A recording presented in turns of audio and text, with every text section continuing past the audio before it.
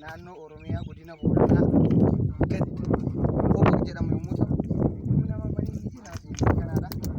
Qoota sun isheen agartan kun bakka nyaatu kushiina jedhanii kan yaamamu kan itti dhaabatan yoo ta'u, nyaata si dhaabatu qonna gulan malee.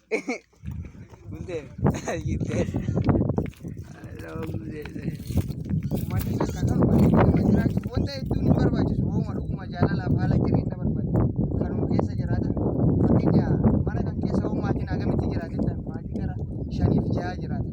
Garuu namoota hedduu kanneen akka fooqii qorqoorroo ijaaree fayyaa dhabuu danda'a. Inni namatiin garuu kanuma tokkitti ijaaree nama 5 keessa bula jaalalaaf tokkummaaf milkii ofii waan qabuuf wanta naannoo kana irratti argamu hunda si agarsiisa. Koota bulisoo.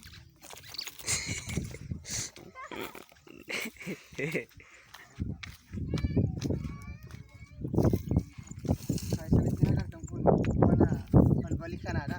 Asuma kotti bakka diqqa kanaan seenu kun balbalaadha. Bakka asiin seentaa kun mana diidati kullachuu dammoo gaadaa kan jedhanu kan dammoo abbaa fi ilma kee haadha manaa fi abbaa manaatti keessa bula. Yaanu namoota namni hedduu karaa kan darbuu hin danda'an garuu as keessa seenuu danda'an abbaa manaa fi haadha mana qofaadha.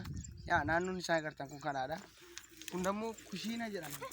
Maaliif kana gotara.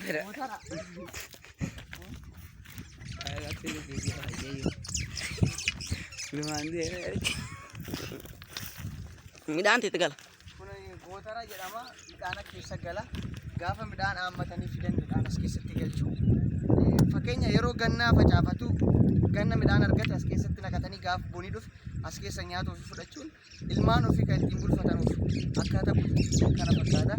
Kun amma nama tokkooti isa ollaa jedhama miti kun.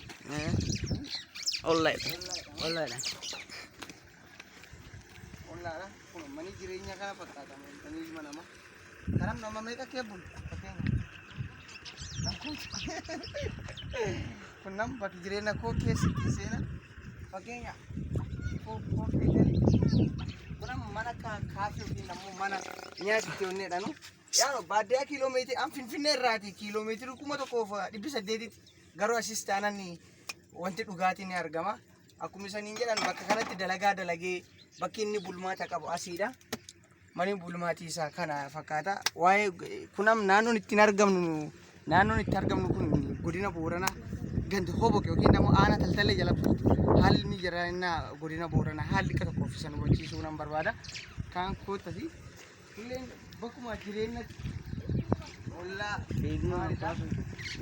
an fakkeenyaatti naannoo kanatti abbaan qabeenyaa guddaa jedhan fakkeenya iddoo kanatti tajaajiluu jiran oofti yookiin immoo mana jireenyaaf oofchoo isaan duraan jiraatirraa isa fooyyee qabu jiraachisuu barbaada.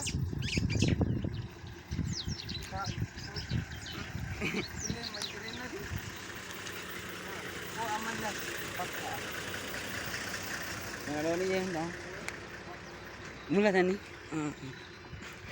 Dia nak ada yang kakak semua kau. Ada kau je. Mangke sangka ni mana dia je.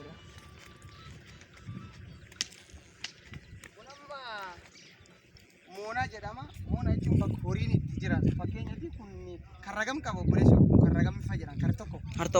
Karri tokko jechuun akka godina Booranaatti karri tokko jechuun horii dhibbaati. Namni tokko karri tokko kar lam qaba kar sadii qabaa jedhan. Booran biratti dabboo booranii waan ittiin beekamu iyyuu Booran jechuun qara kan baay'ee hedduu naannoo ibsu kan horsiise bulaa fi qote bulaadha. Horsiise bulaa keessatti immoo wanti argamu kanneen akka re'ee, hoolaa, loon, gaalfaa qabani. Fakkeenyaatti horiin kun kootti si agarsiisa. Horiin naannoo kanattidha kan inni galu.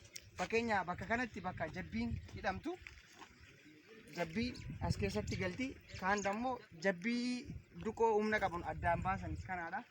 Kaan kun maalidha koo obboleessu? Inni kun qoqqoof jedhan. Inni kun dammoo jabbiilee xixiqqoo keessa jira. Kootti agarsiisi. Jabbii keessa jira. Akkasitti duraa bananii gaafa jabbii jedhan kunam. Inni kun jabbilee kan jedhanudha. Jabbiidhaan kunam jabbileen akkasitti moonaa keessa gallu. Kanaafuu naannoo Booranaatti jireenyi salphaadha jechuun jaalalaaf tokkummaa yookiin immoo wanta jiru haala jiru ilma namaa irratti of eeggannoo fi nama walii galte malee wanti biraa kan nama dhibu hin jiru. Kun kaan kun Kaloon kun kana fakkaata. Baay'ee namatti tola. Bakka hedduu deemtaniis tajaajilanaaf bashannanuu dandeettan. Garuu waa'ee seenaa Booranaaf waa'ee Booranaa mul'altan Boorana jechuun hangafa Oromoo isa dimokiraasii yookiin immoo addunyaadhaan ittiin bultuu fi gadaa of danda'e kan qabudha. Boorani gadaa qaba. Kanaafuu amma kan sana garuu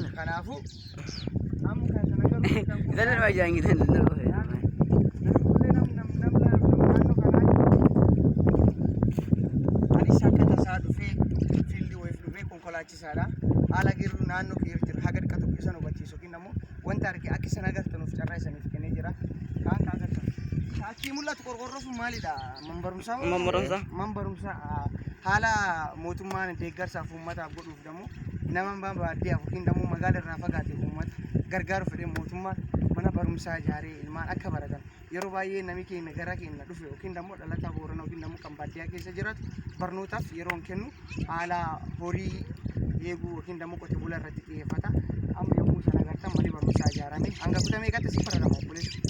8. Hanga kutaa 8 asitti baratanii asii booda immoo magaalaa yookiin immoo naannoo itti dhiyaatu fudhatanii kanaadha barnooti jechuun akka goota taasisoo yaamanii sulleen goota tokko qabna shaalaqa jaatanii adii shaalaqa jaatanii adii seenaa isaa keessatti guddaa godin Booranaaf akka goota deemee yaamuuf wanta ijoo ta'an nuuf jedhee gaafa bonii dhufe horii keessan gurguradhaa qarshii baankii naqadhaa ilmaan qabdan barnoota fiddeessa eegi barnoota bilchaatan gara magaalaatti naannoo wanta qabdanuudhaan magaala irratti akka baratan hospitaala adda addaa ijaara mana barumsaa adda addaa ijaaranii hojii keenya shaalaqaa jaatanii alii kan jedhamudha.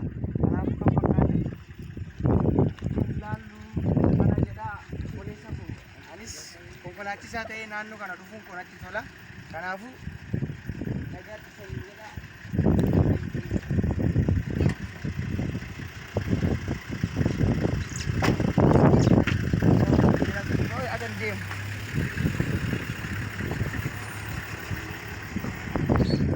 Dari siapa? Ini dia bawa.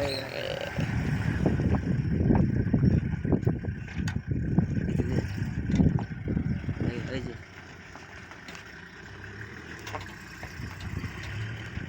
Mana ande? Udah tuh.